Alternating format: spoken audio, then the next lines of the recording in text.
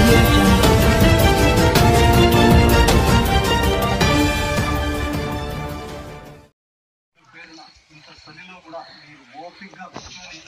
సమయాన్ని విలువైన సమయాన్ని కేటాయించి వింటున్న పేరు పేరున ధన్యవాదాలు. ప్రోగ్రామ్ పేరేమంటే మెయిన్ జాగోరే జాగో అంటే ప్రోగ్రామ్ ఎందుకని ఇన్వెంట్ చేయించారంటే పవన్ కళ్యాణ్ గారు ప్రతి పల్లెల్లో ఇలాంటి పల్లెల్లో ఏమవుతుందంటే ఎప్పుడు మీరు టీవీలో ఏం చూస్తారంటే ఎంతసేపు సాక్షి టీవీ, TV9, TV5 ఇవి మాత్రం చూస్తారు. సాక్షిలో మీరు పొద్దున్న నిద్రలేని గురించి రాత్రి అప్పుడు పొద్దు ఎప్పుడైనా పెట్టింది జగన్ గారి గురించే చెప్తారు. TV9 ఏబిఎన్ ఛానల్ ఏమవుతుందంటే పొద్దు నుంచి సాయంత్రం నుంచి చంద్రబాబు గారు చేసేవే చెప్తారు. వీళ్ళు చేసే ఇది మాయని మాత్రం చూపిస్తారు. వీళ్ళు చేసే మోసాలు కూడా చూపిస్తారు. ఏ ఛానల్ చూపిస్తుందా? చూపించారు. కరెక్ట్ గా చేసేదాన్ని ఎవరు ఏం చూపించారు. మాయ చేసే వాళ్ళు ఛానల్ అని పెట్టుకున్నారు. అలాంటిగా నడుస్తాయి. టీవీ సీరియల్ అలా నడుస్తాయి. అలా కథల మాదిరి ప్రోగ్రామ్స్ కూడా టీవీ సీరియల్ మాదిరి అట్లే విధంగా ఉన్నాయి. ఇంకా పవన్ కళ్యాణ్ సమస్యలు ఆయన చేసిన సమస్యలకు ఎన్నో ఏళ్ళ నుంచి ఇప్పటివరకు ఏ రాజకీయ నాయకుడు చేయడం. ఇప్పుడు పవన్ కళ్యాణ్ గారు ఒక్క రోజు దీక్షలో కూర్చున్నారు. 18 దీక్షలో కూర్చుంటే సాయంత్రానికి ప్రాబ్లం సాల్వ్ చేశారు. అప్పుడో అధికారం వస్తే ఎప్పుడో చేస్తానని ఆయన. ఇప్పుడు ఏం సమస్య ఉంది? ఇప్పుడు మన గ్రామంలో ఇప్పుడు ఏం సమస్య ఉందో అది చెయ్యాల. అలాంటి నాయకుడు కావాలా? అధికారంలోకి వస్తే చేస్తాననే నాయకుడు కావాలా? మనకి ఇప్పుడు సమస్యను ఇప్పుడే పరిష్కరించే నాయకుడు కావాలా? ఏ నాయకుడైనా ఏమన్నా సమస్య ఉంది ఇప్పుడే పరిష్కరించాలి. మేము గెలిస్తే వస్తే చేస్తాం.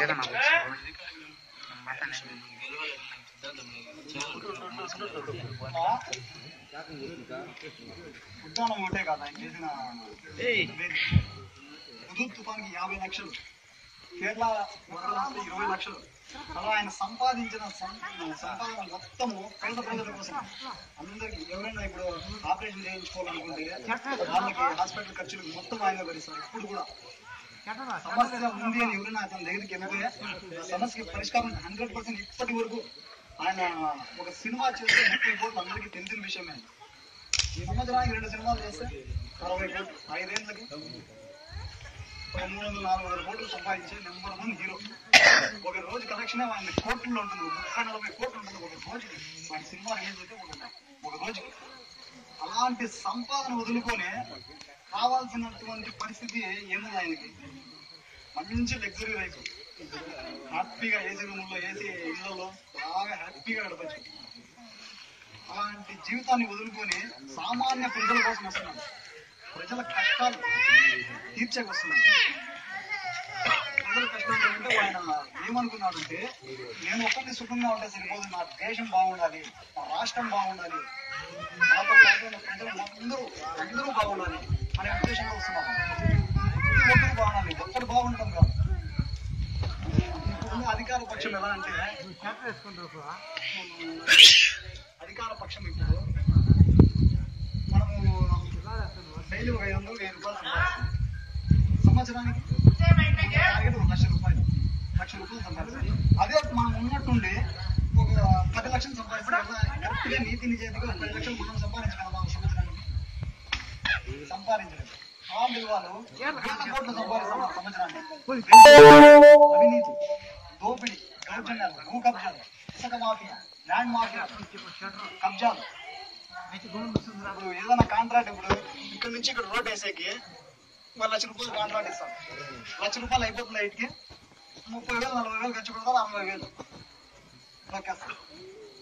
అలాంటి ఎవ్వరికి ఇవ్వకుండా మొత్తం ప్రజల సొమ్ము ప్రజలకే ఖర్చు పెట్టాలి అనే ఉద్దేశంతో పవన్ కళ్యాణ్ గారు అనేక రకాలుగా మార్పు కోసం ప్రయత్నిస్తాను.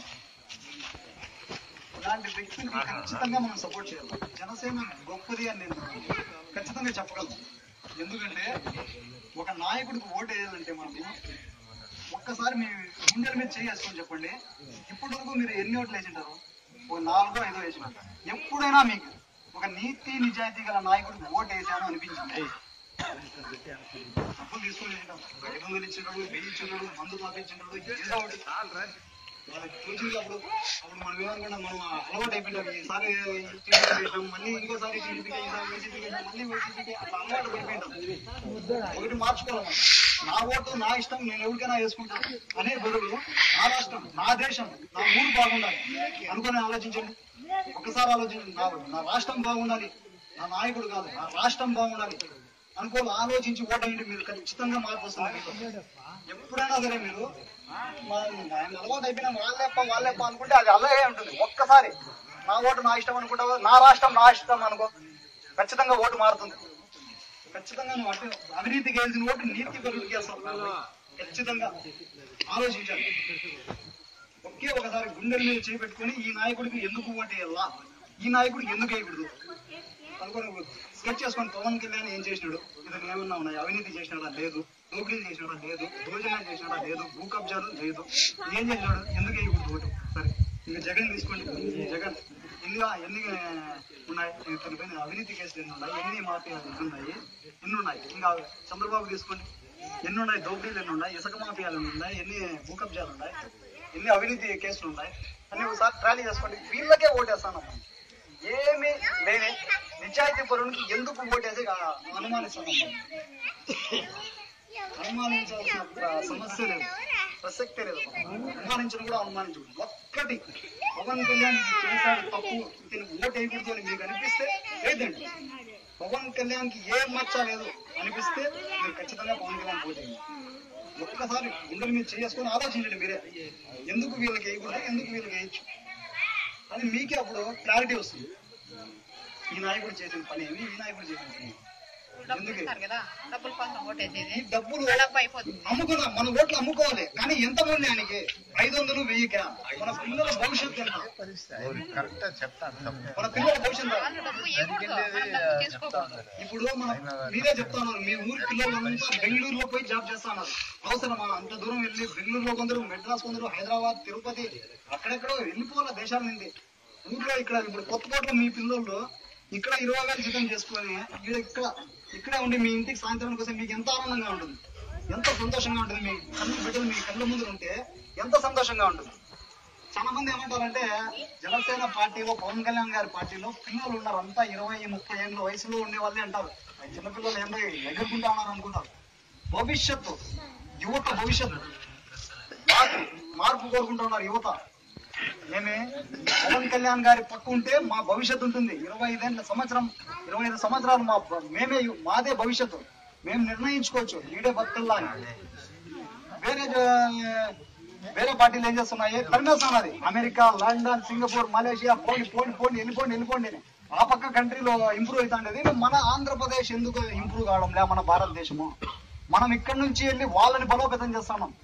వాళ్ళ అక్కడి నుంచి ఇక్కడికి రావాలనేది పవన్ కళ్యాణ్ గారి కోరిక.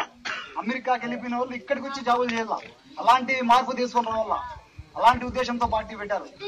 అమెరికాకు కూడా వెళ్ళి డల్లాస్ లో ఆయన అదే చెప్తున్నారు, అక్కడి నుంచి మీరు ఇక్కడికి వచ్చేలా మేము గర్వపడేలా చేస్తాను నేను, ఒక్క అవకాశం ఇవ్వండి.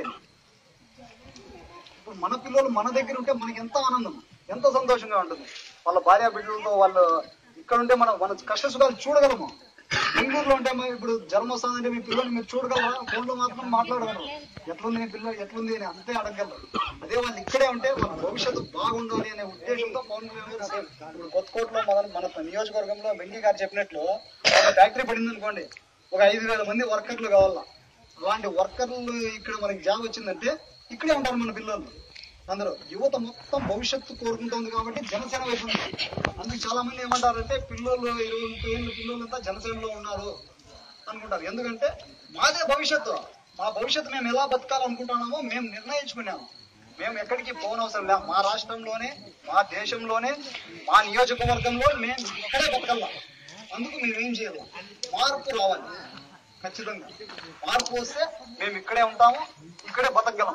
లేదంటే ఇప్పుడు రైతులే ఉన్నారు, 4 పంటలు పెడతారు. మీరు 4 పంటల్లో నష్టం, 3 సంవత్సరాలు నష్టాలు వచ్చేసినంటే ఏం పల్లీలు లేప్ప, ఎందుకు ఏడులేదు, మనం కొత్తకోటకి వెళ్ళిపోదాము, మదనపల్లికి వెళ్ళిపోదాము, చిత్తూరుకి వెళ్ళిపోదాము అనుకున్నాను. అదే మీరు ఇక్కడ మీకు వ్యవసాయంలో కరెక్ట్ గా అన్ని విధాల సౌకర్యాలు ఉంటే మీరు ఎందుకు ఊరు వెళ్ళిపోవాలనుకుంటారు, ఆలోచిస్తారు. ఆ సౌకర్యం లేకనే కదా మనం బయటకు వెళ్ళాలనుకుంటాం. రైతులకి గిట్టుబాటు ధరలు ఎందుకు కల్పించారు తెలుసునా? రైతులు ట్యాక్సులు కట్టరు. మనం పండించే పంటలకి ట్యాక్సులు ఉండవు. ఎంతనే ఉండొచ్చు, అది ఈ రోజు రూపాయలు ఉండొచ్చు, రేపు 100 రూపాయలు అయిపోవచ్చు, ట్యాక్సులు ఉండవు. అందుకు రైతుల సమస్యలు పట్టించుకోరు వాళ్ళు. రైతుకి పంట నష్టం వచ్చినా వాళ్ళు చెల్లించరు. అందుకే ఎలా ట్యాక్సులు రావాలి. మనం పండించిన పంటల్లో ట్యాక్స్ మనం అమ్ముకుంటాం కదా, వాళ్ళకి ట్యాక్సుల రూపంలో వాళ్ళకి ధనం, రాష్ట్ర బడ్జెట్ కి ధనం పోదు మన నుంచి ఏమి రూపాయి కానీ. అందుకు రైతులు ఎవరైనా ఉండి వాళ్ళకి కావాల్సింది ఏమి, ఊరికే ఉచిత కరెంట్ అనేసినారంటే చేసినాడు ఉచిత కరెంట్ అనేసారు. ఎక్కడి నుంచి ఇచ్చా కరెంట్ మందే, మన కరెంట్ ఇప్పుడు గ్యాస్ ఉంది, గ్యాస్ ఫ్రీగా ఎలా ఇవ్వగలడు పవన్ కళ్యాణ్ గారు? గ్యాస్ సిలిండర్ 6 ఫ్రీగా ఇస్తానన్నాడు. ఎలా ఇవ్వగలడు? ఎట్లా ఇది సాధ్యమవుతుంది అని చాలా మందికి అనుమానం ఉంటుంది. ఎందుకు సాధ్యం కాదు? ఇప్పుడు మనమే పంట పెట్టినాము, మన టమాటాకాయలు పంట పెట్టినాము, మన ఇంటికి కావాల్సిన టమాటాలు మనము కొనుక్కోవాలా?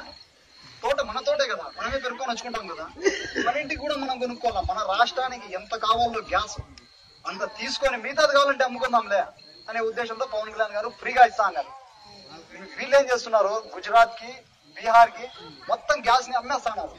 రేట్లు పెంచేసి గ్యాస్ అమ్మేసి వాళ్ళు సొమ్ము చేసుకుంటారు. వాళ్ళ అభివృద్ధి, ఎమ్మెల్యేలు, ఎంపీలు, మంత్రులు, ముఖ్యమంత్రులు అభివృద్ధి అవుతున్నారు తప్ప మనలాంటి సామాన్య ప్రజలు, రైతులు, కూలీలు చేసేవాళ్ళు అభివృద్ధి అవుతున్నారు. ఇప్పుడు కావు పని అని పేరు చెప్పి చెరువులో తొగిస్తారు. చెరువులో గుంతలు కొట్టిస్తారు, 5 అడుగులు 6 అడుగులు. ఆ గుంతల వల్ల ఏదైనా ప్రయోజనం ఉంటుందా?